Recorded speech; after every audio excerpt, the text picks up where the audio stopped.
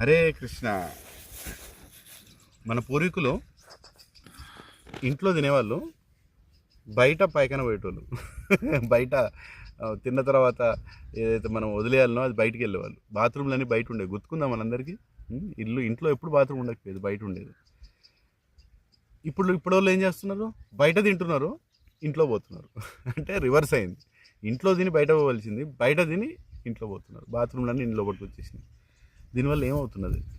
ఈ బయట తిండి తింటే ఆ తిండి వల్ల మనకు ఆరోగ్యం అయితే రాదు ఖచ్చితంగా. ఎందుకంటే ఆరోగ్యం రావడానికి మంచి తిండే కాదండి, మంచి భావనతో పెట్టిన తిండి కూడా ఇంపార్టెంట్. ప్రసాదం తినాలి. ఇంట్లో తయారు చేసినది ప్రతిదీ కూడా మన పూర్వీకులు ఏది తయారు చేసినా సరే భగవంతునికి పొద్దున సాయంత్రం భోగంలా పెట్టేవారు. భగవంతుని పెట్టి భగవంతుని దగ్గర తీసి మిగతాది కలిపి అందరి ఇంట్లో వాళ్ళకి పెట్టేవారు. దానివల్ల మంచి ఆరోగ్యం ఉండేది, మంచి స్ఫూర్తి ఉండేది, మంచి తెలివి ఉండేది.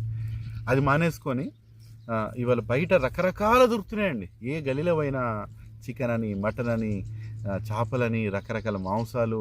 అది పాసిపోయినేవో తెలియదు, మసాలా వేస్తే తినేస్తారు, వాసన చూడకుండా తినేస్తారు. దీనివల్ల ఏమవుతున్నది? అన్ని రకాల హాస్పిటల్స్ జాయిన్ అవుతున్నారు. సరే చూడండి, హాస్పిటల్ పోయి ఏ హాస్పిటల్ పోయినా సరే మొత్తం బెడ్లన్నీ నిండిపోయినాయి. ఎందుకు? బయట తింటున్నాం, ఇంట్లో బాత్రూమ్ పోతున్నాం. ఇంట్లో బాత్రూమ్ ఉండొద్దండి. అసలు చెప్పాలంటే ఇంట్లో బాత్రూమ్ ఉండొద్దు. కానీ ఇవాళ రేపు మనిషికి అది అర్థం కాదు. పెద్ద బిల్డింగ్లు కడుతున్నారు, 50 ఫ్లోర్లు. బాత్రూమ్లన్నీ ఇంట్లో పట్టినాయి. ఏది? మన బెడ్రూమ్లో బాత్రూము. మొన్నైతే ఒక ఆయన కిచెన్లో కూడా బాత్రూమ్ పెట్టుకున్నాడు. కిచెన్ పక్కన బాత్రూమ్ ఉంటే బాగుంటుంది అనేసి. ఏం చెప్తామండి?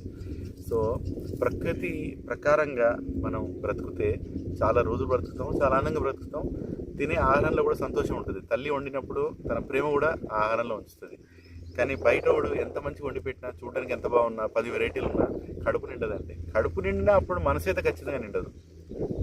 సో మళ్ళీ నేను చెప్పాను మొదట్లో, ఈ మన పూర్వీకులు ఇంట్లో తిన్నారు, బయట పోయారు.